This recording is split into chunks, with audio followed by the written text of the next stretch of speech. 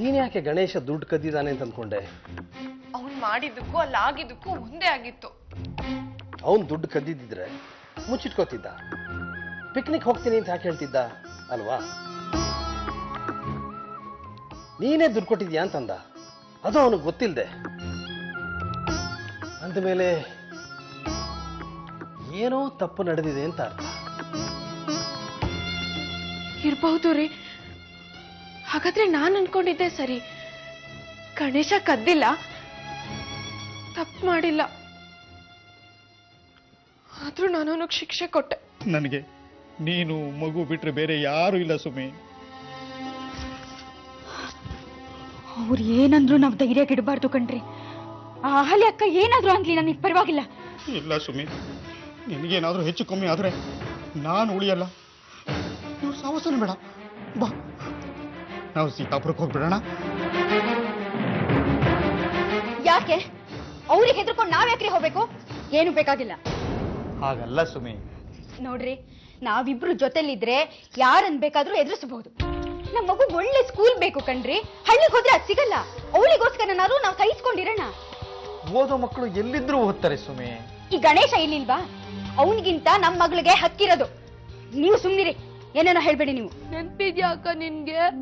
ನಾವ್ ಹಳ್ಳಿಲಿರುವಾಗ ಮನೆ ಬಂದು ಮನೇಲಿ ಇದ್ದಿದ್ದೆಲ್ಲ ಕೊಚ್ಕೊಂಡೋಗಿತ್ತು. ಆಗ 2 ದಿನ ಉಪವಾಸ ಇದ್ವಿ. ಅದಕ್ಕೆ ನಾನು ಕೃಷ್ಣಗೌಡ್ರ ಮನೇಲಿ ಅಕ್ಕಿ ಕತ್ಕೊಂಡ್ ಬಂದಿದ್ದೆ.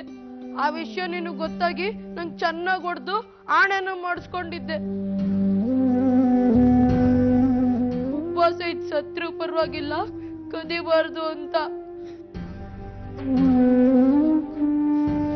ಈಗಿರುವಾಗ ಆಫ್ಟರ್ ಆಲ್ ಪಿಕ್ನಿಕ್ಗೋಸ್ಕರ ನಿನ್ನಂತ ಅಕ್ಕನ್ ದೂರ ಮಾಡ್ಕೋತೀನಾ?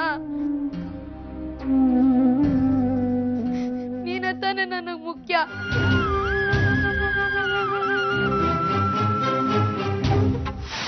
ಹೇಳಿ ಬಾಸ್. ಎಲ್ಲ ವ್ಯವಸ್ಥೆ ಕರೆಕ್ಟಾಗಿ ಆಗಿದೆಯಾ? ಎಲ್ಲ ಆಗ್ತಿದೆ. ಆ ಹುಡುಗಿ ಪ್ರತಿಯೊಂದು ಮೂಮೆಂಟ್ಸು, ಆ ಹುಡುಗಿ ಎಲ್ಲೂ ಹೋಗ್ತಾಳೆ, ಎಲ್ಲಿ ಬರ್ತಾಳೆ, ಯಾವ ಸಮಯದಲ್ಲಿ ಒಂಟಿಯಾಗಿರ್ತಾಳೆ, ಯಾವ ಸಮಯದಲ್ಲಿ ಯಾರ ಜೊತೆಗಿರ್ತಾಳೆ, ಎಲ್ಲ ಡೀಟೇಲ್ಸ್ ಕಲೆಕ್ಟ್ ಮಾಡಿದ್ದೀನಿ. ಯಾವುದೇ ಕಾರಣಕ್ಕೂ ಮೇಡಮ್ ಮಿಸ್ ಹೊರಗಡೆ ಬರಬಾರ್ದು. ಖಂಡಿತ ಇಲ್ಲ ಬಾಸ್. ಆದಷ್ಟು ಮೊಬೈಲ್ ಯೂಸ್ ಮಾಡೋದನ್ನ ಕಮ್ಮಿ ಮಾಡು. ಬೇಕಾದರೆ ಒಂದು 50 ಸಿಮ್ ಕಾರ್ಡ್ ತಗೋ. ಬೇರೆ ಬೇರೆ ಕಂಪ್ನಿದು, ಬೇರೆ ಬೇರೆ ಹೆಸರಲ್ಲಿ. ಕೆಲಸ ಆದ 1 ಅವರಲ್ಲಿ ಸಿಮ್ ಕಾರ್ಡ್ ಚೇಂಜ್ ಮಾಡ್ತಿರ್ಬೇಕು. Okay boss. ಬ್ಯಾಗಲ್ಲಿ ದುಡ್ಡು ನೋಡಿದ ತಕ್ಷಣ ನೀನ್ ಬಂದ್ ಕೇಳ್ಬೇಕಿತ್ತು ತಾನೆ, ದುಡ್ಡು ಇಟ್ಟಿದ್ ನಾನ ಅಲ್ವಾ ಅಂತ. ಹೌದು, ಸಾರಿ ಅಕ್ಕ, ಇನ್ಮೇಲಿಂದ ಹಾಗೆ ಮಾಡ್ತೀನಿ. ಬೆಳಗ್ಗೆಯಿಂದ ಬಿಸಿಲಲ್ಲಿ ಒಣಗೋಗಿದ್ಯಾ, ಹೊಟ್ಟೆ ಹಸಿತಿಲ್ವಾ? ನಾನೇ ನಿಂಗೆ ಊಟ ಮಾಡಿಸ್ತೀನಿ. ಚೆನ್ನಾಗಿ ತಿಂದು ಚೆನ್ನಾಗಿ ಓದಿ ದೊಡ್ಡ ಕೆಲ್ಸಕ್ಕೆ ಹೋಗ್ಬೇಕಾಯ್ತಾ? ನೀನು ಏನು ತಿಂದಿಲ್ಲ ತಾನೆ?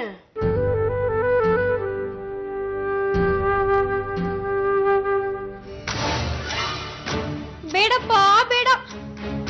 ಹತ್ರ ಆಗೋದು ಬೇಡ, ಆಮೇಲೆ ಅವ್ರ ಕುತ್ತಿಗೆ ಹಿಸ್ಕಿ ಸಾಯಿಸೋದು ಬೇಡ. ಚಿಕ್ಕಮ್ಮ, ಕೊಂಕಿಲ್ದೆ ಮಾತಾಡಕ್ಕೆ ಬರಲ್ವಾ ನಿಮ್ಗೆ? ಹೌದೇ, ನಾನ್ ಮಾತಾಡೋದು ಕೊಂಕು. ಅದು ಮಾತ್ರ ದೊಡ್ಡ ಇಶ್ಯೂ ಆಗ್ಬಿಡತ್ತೆ. ಹುಚ್ಚಿಡ್ದಿದವ್ರದ್ದು ಏನು ಗೊತ್ತಾಗೋದೇ ಇಲ್ಲ.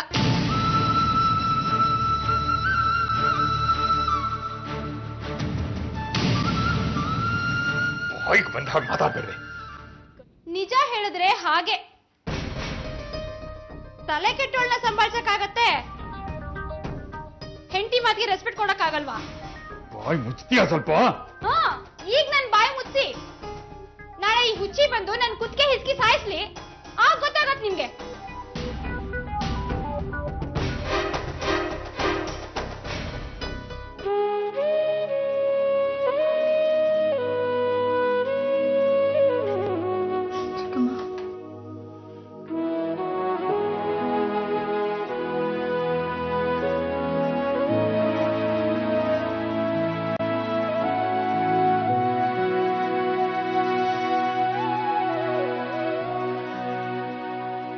ಸಾವಿತ್ರಿ